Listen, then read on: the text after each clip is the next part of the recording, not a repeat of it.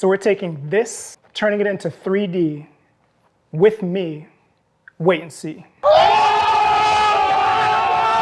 My #1 most requested tutorial, photogrammetry, AKA 3D scanning, AKA Polycam, coming at you right now. What is photogrammetry? Photogrammetry in this case is taking a bunch of photos and there's software that can stitch all those photos together into a 3D object. Then that 3D object can be used in various 3D software to do a bunch of cool, fun stuff. Why would I do this? Yes, for a still image, it's obviously faster to take 1 image than it is to take 80. However, with a 3D model, we have a lot more control. We have control over scale. We can multiply it. We can do a bunch of crazy stuff that's super, super difficult to do with a real traditional photo or traditional video. I personally have had the opportunity of using this process with clients like Under Armour, Urban Outfitters, and a bunch more. So it's allowed me to get way more creative with all my work, including client work and personal work. So in this video, we'll get into all the parts of the process. That means cameras, lighting, photographing, stitching together the 3D models, and cleaning up those 3D models. I also have one big, huge, super, super crucial tip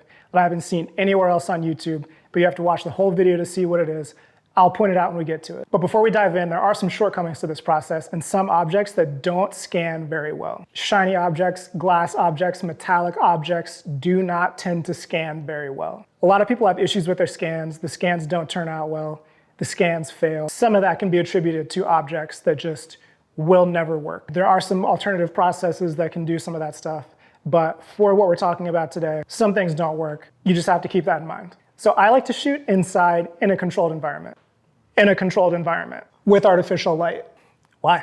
Consistency allows for control. Control allows for higher quality images, and higher quality images end up in better quality scans. Why use a camera? So most people are introduced to this process through apps on their phone like Polycam, which are awesome. A lot of people also say that their scans don't work well or they're not high enough quality for professional work. In my experience, maybe it's the larger image sensor or expanded focal capabilities of an actual camera lens. Scans with an actual camera come out noticeably better than scans with just a phone. I'm using a Canon R5 with a 50mm lens. Less distortion also helps with image quality. That's why I went with a 50mm instead of something wider or longer. I'm using this ProPhoto B1X, which is nice because it's battery powered and we have to walk around this thing a bunch, so it's cool to not have to kind of duck around wires or have that potential for tripping. Any flash will realistically work. You could also go with continuous light, but the strobe gives us a little bit of that extra crisp. So this is our lighting setup. Why overhead? Because we want flat, even light. If we're lighting from the side, there's a point when we're walking around scanning in the 360 that our body is blocking the light from that object. There's also a point where we're pointing our camera directly into the light and we're just seeing the shadow on the side of the object. I know this is super involved. Not everybody has a studio and these light stands and all this equipment. So another good way to do this, as you've probably seen, is just a cloudy day outside. If the light is not soft and the light is not flat, the environment from the lighting can become baked onto the object. And what that means is that the light and shadow, it's almost like it's painted on. So no matter how much light you put onto that object in your 3D environment, it's still going to have that shadow from that hard light, from that direct sun. And we really don't want that. Obviously, there are a million different ways to light this, but this is a simple, straightforward setup with one light. So we just have one light bouncing into the ceiling to make the light nice and soft. Then we have this full stop silk to make the light even softer. You could also just use something like a sheet, anything that's going to diffuse the light. You just need it to be high enough that you can get a high angle when you're shooting. I use sawhorses as legs, and I have a piece of white foam board on top. The white foam board also serves as a bounce to continue reducing that amount of shadow. I like smaller foam board as well, so we can move around the table really easily instead of a table that's larger and something that you have to reach in and reach across. For this shoe, we're putting it on a spray paint can to get it elevated and make sure that we can get a nice underneath angle. So ideally, you don't have a bunch of movement happening in your background. I like to start first with a test shot to check the exposure. I like to make sure on the histogram that the whites aren't clipping too much because that's information that you're not getting back. I shoot RAW and JPEG at the same time in case adjustments need to be made, but if not, the JPEG usually works really, really well. You want to shoot incrementally in a circle, level with the product. Then repeat this movement as high as you can go and as low as you can go. That's why it's on the can. At the end, you can also go in and get close-ups of all the little details. So I like to get shots of the laces, especially kind of an angle around here where you can see up underneath that bottom lace so you can tell that there's space in there. That really helps when it's being stitched together for that lace to look like an individual lace and not like something that's kind of melted onto the shoe. I end up with maybe 80 photos, 100 photos per object. I'm not like a take a million photos guy. So now we have all the photos shot, loading up the memory card into the computer. So we can open up our browser and navigate to poly.cam. I'm going to log in. All right, so now it takes us to this area where we have our library of previous scans. So I'm going to go to Create Capture, Create 3D Model. So I'm going to go to Choose from File System, and I'm going to select all the files that we shot. I'm going to separate them by size so that the JPEGs and the RAWs aren't all together, just upload one or the other. Picking out what we want, and then pressing Upload. So once you press upload, it tells you how many images you shot. In this case, it was 69. I like full detail. Raw detail is like a little bit too much for me. Use ObjectNet masking is helpful because when you don't select it, it might give you like the entire room, which is something that you don't need and kind of makes the cleanup process a little bit longer. Sequential wasn't even an option last year, so I'm just going to leave off sequential for now. But if it's sequential, you can click sequential. At this point, you can go ahead and click Upload and Process. So uploading might take a couple minutes, processing might take a couple minutes. All right, so now we're processing.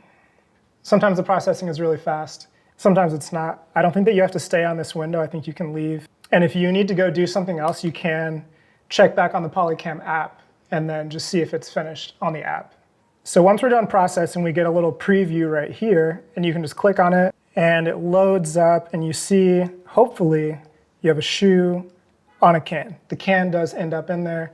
That's what we have to clean up later. So Polycam does have some tools in here to crop and rotate this, but in my experience, when I just tested this yesterday, the cropping and the rotation don't stick when you export it, so I don't know what that is, but there are tools where you can do it in here. At this point, if you crop and rotate and close the app, then open it back up, it'll not be cropped again. So I'm not quite sure what that's about, but you can inspect your model, you can zoom in and see all that nice professional detail in there. All the stitching is looking good. I think the laces look really, really great. These are some almost 10 out of 10 laces. So this is looking awesome. I'm super excited to go and put this into Blender. So what we want to do now is click on Download. Then I like OBJ. GLTF gives us a lot of information. Again, maybe too much information for what we need for this process. FBX seems to not always load in with the materials. OBJ will at least load in with a basic shader with our rough color in there. So I'm clicking on OBJ, and I'm clicking Start Download. So your download should start. Allow. And there we go. We're close. We're getting close. We're getting close. So I'm opening up the Downloads folder, and what it gives us is these maps. So this is the diffuse map or the color map that has all of our color. This is our normal map, and you don't really have to understand what that is. This is an ambient occlusion map, which I don't really use in Blender. This is a roughness map. And then this poly.obj, this is our object. Ooh, even in the OS 10 preview, it looks good. Okay, cool. So what we do from here, now we're getting into the super fun stuff. We're going to pop open Blender. So if you've never used Blender before, I'm going to try to explain enough of this that you should be able to get this thing cleaned up. Obviously, you may end up with some challenges, and you're going to need to learn more about how to use Blender before you can do too much that's really interesting. But I do have a bunch of other videos on my channel about doing stuff in Blender with these models, so you can check those out. So I'm going to start out with a general project. So we're going to File, Import. We're going to OBJ up here. There's also another OBJ down here. So these will work with this OBJ, but in the future, when you're importing OBJ files, if it doesn't work, you can try this other one down here. But we're importing OBJ. We're navigating to wherever we saved our files, which in my case was downloads. And it's called Poly. Probably Poly 2. Let me just double check that. Yeah. For me, it's Poly 2, and we're clicking Import Wavefront OBJ. Bam, already there's our shoe. It's pretty small. You can press S for scale and scale this thing up. And again, right now we're in the unshaded viewport, so you can see all the detail. I'm just scrolling around with my magic mouse. And if you're on Windows or you don't have a mouse like this, you can click on these directions and kind of drag them, and that's how you can navigate and spin around. But as far as detail on the shoes, if you click on this magnifying glass and move your mouse forward and back, it'll zoom in and out. If you click this hand will kind of move you around in this viewport. So you can already see the detail's looking pretty good. Without the color being in there, the detail's looking really, really cool. So what we want to do first is rotate this thing and even it out. It makes it a lot easier for the cleanup. So if you click on one of these axes, if you just click X, it'll just show it to you from the linear X-axis.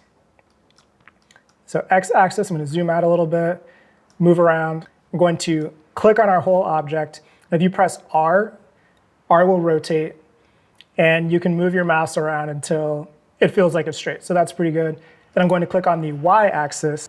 Same thing on the Y-axis. See if it feels straight. Press R, rotate it. This looks pretty good. You can go to X again. We rotate it one more time. So now we are at least pretty straight. We're looking pretty straight. So I'm clicking on this X again, looking at it straight on from the X-axis. And I'm going to press Tab to enter into edit mode. Our modes are up here: object mode, edit mode, additional modes, but you want to be in edit mode. And this shows us each of the individual vertices that make up this object. You also want to enter into your wireframe view so you can select all of the sides of this all the way through. So that is this thing right here. We're in wireframe mode. So now if you click and drag, it'll do a box select. Just kind of like your classic Windows, whatever, just the same as on the desktop. Click and drag, it'll create a box for you. So if we start down here on our spray paint can, try to get up relatively close. We don't want to get up too close because then we start deleting part of the shoe. But we want to get really, really like as close as we kind of can without doing that. And then we can rotate around and see how close we are. We can go back to the regular shaded viewport. So with the can selected, you can press X for delete, and it'll ask you what you want to delete. So I'm going to pick vertices. Now we've deleted our vertices. And we're really getting somewhere. We're close. So now we could even go into our material preview, this circle right here. Ooh. It's looking pretty good. It's looking pretty good. Looking pretty good already. Look at us. Okay, so I'm actually going to save this too because Blender can be crashy sometimes. Ooh, we're getting close. This is looking spicy.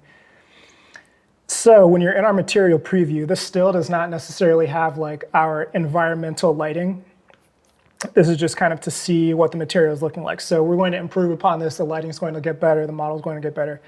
But we're in this preview mode right now, so we can tell what is part of the shoe and what is part of the can, because when it's all gray, it's pretty difficult to tell. So we're going to click on our shoe. We're going to press Tab to get into edit mode. I don't know if I ever told you to press Tab to get out of edit mode, but you press Tab to get out of edit mode. When you're seeing all these dots, all these vertices, you're in edit mode. You can press Tab to exit back out of edit mode, but I'm pressing Tab to enter into edit mode once again. Going to zoom in with the magnifying glass. And right now we're on box select. So if you go over onto the left-hand side, select box, click and hold on that. You can go down to select circle and then release. Your circle radius is up here, so I'm going to go a little bit bigger. It seems like the default is 25. And so now you can kind of just paint this in and get our remaining vertices. You can hold Shift, paint in more, and then X to delete the vertices. You can see it's starting to get cleaner and cleaner. Just select it and X to delete the vertices, and then that's kind of this whole process.